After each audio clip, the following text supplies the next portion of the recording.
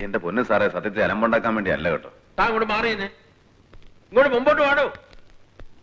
ആര് പറഞ്ഞിട്ടോ താൻ ഈ സ്റ്റുഡൻസിന്റെ കൂടെ സ്റ്റേജിൽ കയറിയത്? ആരും പറഞ്ഞിട്ടില്ല.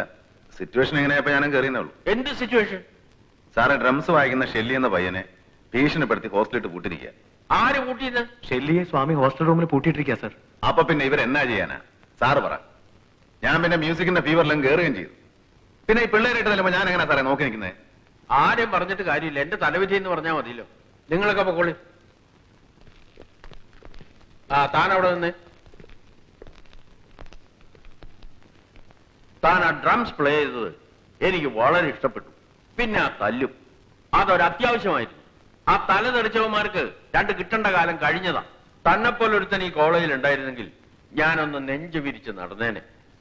Anyway, nice to meet you. I am Kalyana Ramayyar. Johnny Varghese.